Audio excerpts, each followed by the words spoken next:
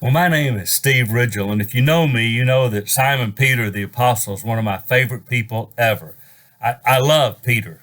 And there's a great little passage at the end of John where Jesus is talking about loving him and feeding his sheep. And Jesus asks Peter if he loves him, and Peter says, I do. Peter, do you love me? I do. Peter, do you love me? Lord, you know I do. And he was hurt that Jesus asked him the third time. So a couple of things about that. One is, I have no doubt Peter loved Jesus. Boy, Lord, you know I love you. When you say that, you're saying, God, you know my heart. You know I love you. I love Peter for that kind of passion and love. And even that he was hurt that Jesus would ask, because yes, Peter did deny him, but before that, Peter was willing to die with him when they came to arrest him. And yeah, Peter is impetuous and emotional and loves Jesus with everything he has. And then Jesus foretells Peter's death. When you're old, you'll stretch out your hands. Someone else will dress you and lead you where you do not want to go. And it says he told him that to foretell the kind of death by which he would glorify God.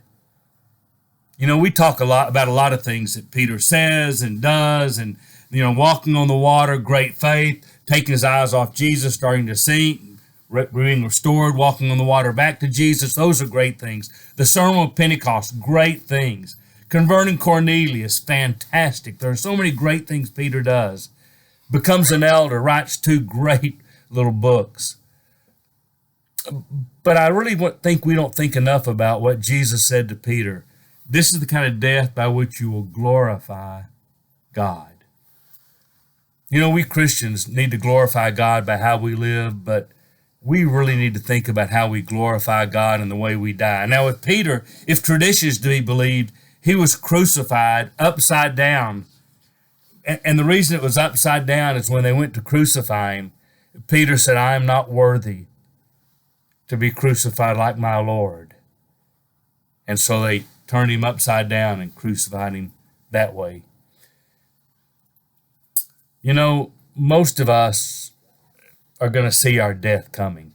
Some are going to be killed by a car wreck. Some are going to drop dead by a heart attack. But a lot of us are going to gradually just get older. And the older you get, the closer you see death. And some of us are going to get sick, and the doctor's going to say, well, 3 months, maybe a year. And we're going to have a little glimpse of our death coming up.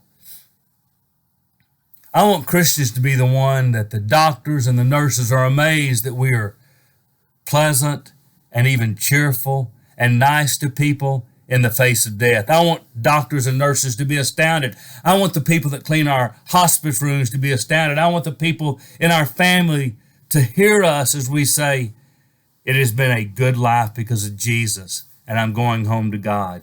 You see, your faith is often most seen in the hard times.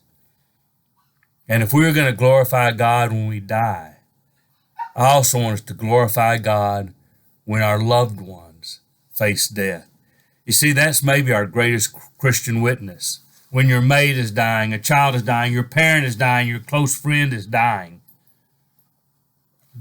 How do you reflect Jesus and how do you honor Jesus? Peter's death glorified God, as did his life. I want my life to bring glory to God. I do. And I also want my death, whenever that is, to bring glory to God.